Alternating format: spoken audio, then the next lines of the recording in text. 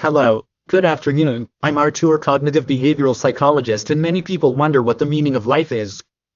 This question is interesting because, in fact, we are asking the wrong question because, half a law, imagine that you made a lot of money, you have a lot of things that you can enjoy, you can go out with the men or women you want, you can visit countries and everything else, so it's a good life, you can do whatever you want. You'll probably enjoy it. The path is so good that you won't worry too much about confining yourself to where you want to go.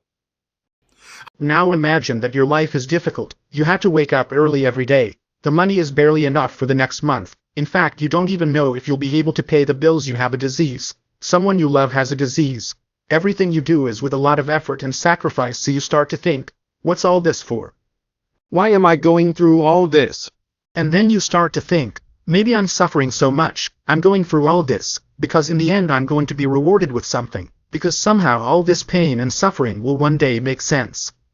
So when we talk about looking for the meaning of life, in fact, we are trying to understand what is the purpose or meaning of crazy suffering. That's the truth, because maybe life itself is meaningless, right? Philosophically speaking, the world's greatest philosophers come to this conclusion that life just doesn't make sense, and even philosophers who complain that we should have more children because bringing more children into the world would be our selfish desire to have children. We are not consulting the child if he wants to be born or not.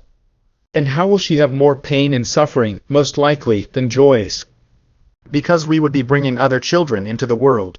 But anyway, right? For us to end in a very optimistic way, helping other people, when you are in a very bad situation, you see that you can propose, extend a hand to someone, it makes that pain not so great. And when you do it for other people, you also feel better, with the possibility of helping. It's okay, guys, a hug and even more.